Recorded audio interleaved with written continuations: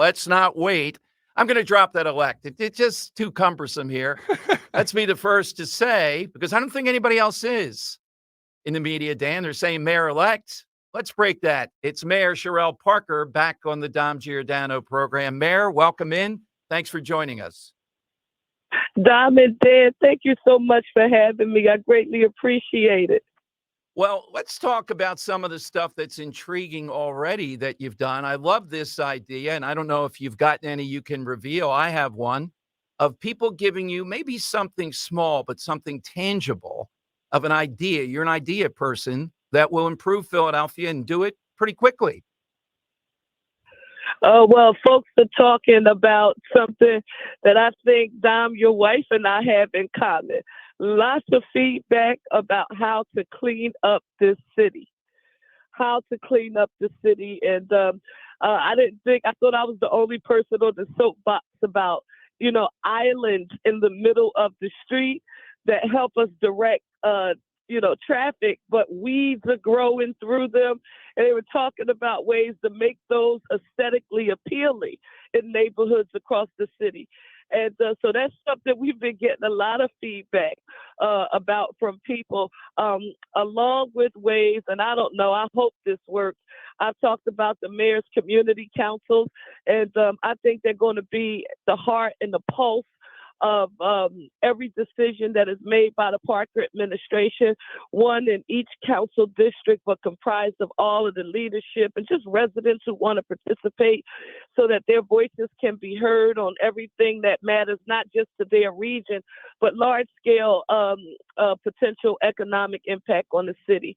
So I'm excited about that. And if there are members of the listening audience who are saying, I have an idea, I have a suggestion, if it's living in your mind, it's no good to anyone.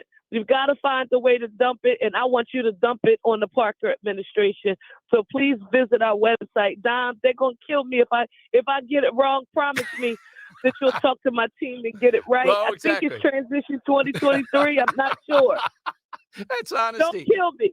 We won't. We'll make sure Dan will make sure of that. You know that. We have your back on this, Mayor. The example I would give,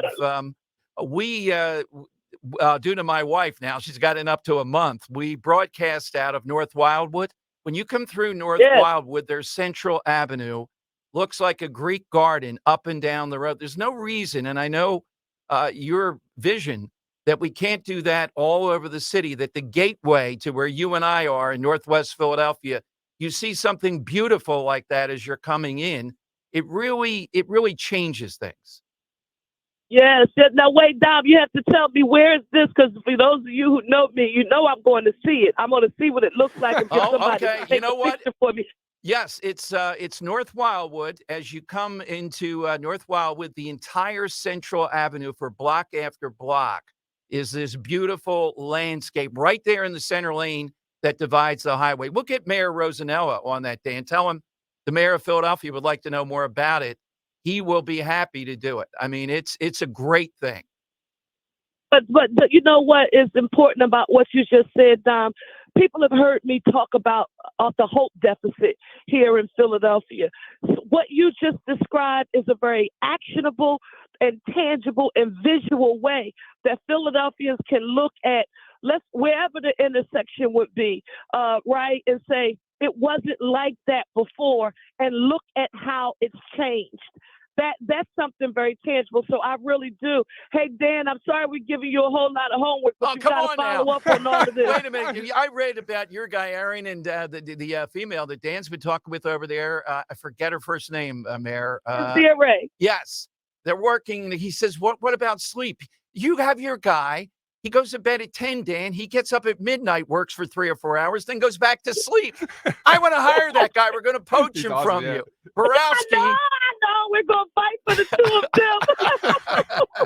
And in all honesty, though, Dom and Cherelle, Cherelle, it's clear that you are genuine in wanting to clean up and better the city. So it's work, but it's to better our lives. We're on that. So let's talk a little bit, too, about the police commissioner type of thing. I know you're right on the money. This is the most critical appointment. Some of those others day-to-day are important, but this is going to be a guidepost for you, I think, on actual tactics, day-to-day type of stuff of what to do in the city. How close are you to announcing? Hey, Dom, listen, I'm right there. I made a commitment to make the announcement about the police commissioner before Thanksgiving, because that will give him or her the opportunity to begin meeting with constituencies immediately, as they are in the process of developing what their comprehensive public safety plan will be for the city. Of course, in tune and in line with the vision that I've set forward for the city and the plan that I introduced. And so now that the general election is over, Dom, I want you to know. Oh, we'll take a break. Let's get some water there. Thank you. It took great discipline on my behalf to listen to all of these pundits talk about, oh, well, Cherelle Parker took the summer off.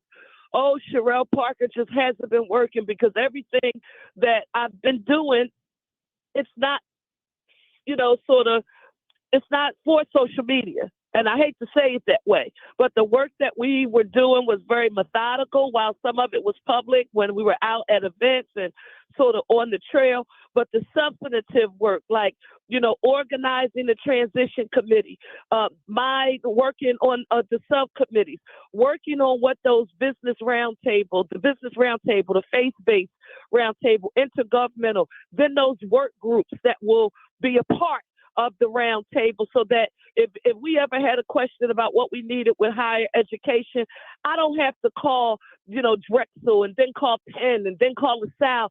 No, I can just say, nope, our institutions of higher learning work group for the business roundtable need to get everybody together. This is an issue before us. How do we solve it? That's what we were doing, Dom. I just couldn't say it out loud because I couldn't be presumptive about being the winner, but I also knew I couldn't twiddle my thumbs, right? Exactly. I had to get prepared because I said I would be ready on day one. And so I do want to say to your listening audience, and maybe this is the first time, I want you to know that we are extremely close. And I want to say this to your listening audience, extremely close. I'm proud that we've looked national, and right here in our city, sort of regionally. But again, knowledge of our city and our department, cultural competency, emotional intelligence, and quite frankly, the type of leadership that is not afraid to make tough decisions in order to implement the plan that I've talked about I wanted to see happening in Philadelphia. And I have to right now give a huge shout out to the new president. John McNesby is now working at Pima. He and I had we were interacting after I won the primary election. Proud of those conversations. He was very helpful with some things that I have been working on. Now Roosevelt Poplar is the new president of the FOP. I believe it's Lodge 5 here, and that's our Philadelphia Police Department. I want to say congratulations to President Roosevelt Poplar. Let him know that I'm looking forward to working with him. I want him to know that I need him. I need the men and women of our police department, because Philadelphia failed without them. And I just needed to say that publicly. That is a great, I'm glad that you're saying